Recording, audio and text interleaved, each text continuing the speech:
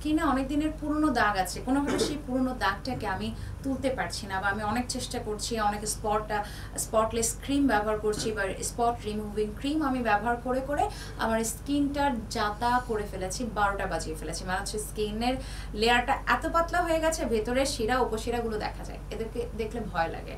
জায়গায় জায়গায় রক্ত জমাট বেঁধে থাকে, এবং সে ত্বক ফর্সাকারী ক্রিম বা স্পটলেস ক্রিম ব্যবহার করতে করতে এমন অবস্থা করেছে যে এখন তাকে দেখলে একটা মৃত মানুষের মতো মনে হয়। আমি সরি টু সে, বাট এই অভিজ্ঞতা অনেকের হয়েছে, তাই না? অবশ্যই হয়েছে।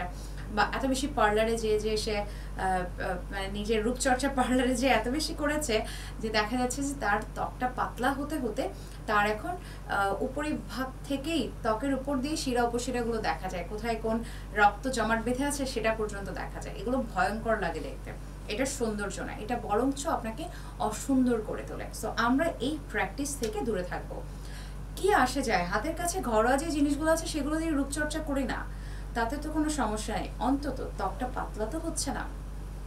সো লেবুতে যেহেতু অ্যান্টিঅক্সিডেন্ট রয়েছে, আর আমি লেবু আপনাদেরকে ডিটক্স ওয়াটারও খেতে বলেছিলাম। সো লেবু যখন আপনি ব্যবহার করছেন তখন এই যে আপনার রোদে পোড়া দাগ থেকে আপনার স্কিন মুক্তি পাবে।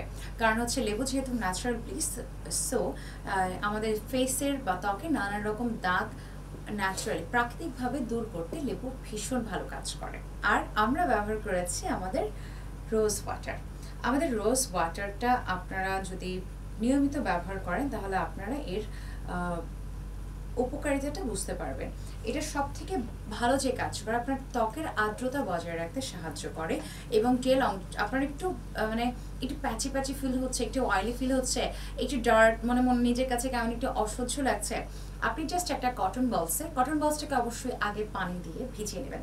আপনি জাস্ট একটু কটন বলসে আপনার একটু আমাদের রোজ ওয়াটার স্প্রে করে আপনি জাস্ট আপনার ফেসটা ক্লিন করে ফেলুন, দেখবেন আপনি খুব ফ্রেশ ফিল করছেন। সো এই রোজ ওয়াটার ব্যবহার করলে আমাদের যেটা হয় যে আমাদের ত্বক একটা ন্যাচারাল গ্লো পায়, একটা উজ্জ্বলতা পায়, এবং এই যে ন্যাচারাল একটা গ্লোটা বা ন্যাচারাল একটা পিঙ্ক একটা ভাব আসে, এটি কিন্তু আপনার নিঃসন্দেহে আপনার সৌন্দর্যকে বাড়িয়ে দেয়। সো অবশ্যই আমরা এই ধরনের প্র্যাকটিসগুলো করার চেষ্টা করব। এবং যেহেতু যাদের ত্বকে ব্রণের সমস্যা আছে, রমজান মাসে যেহেতু ডে লং পানি না খেয়ে থাকা হয়, আপনারা খেয়াল করে দেখবেন যে ব্রণের সমস্যাগুলো আরও বেশি বেড়ে যায়।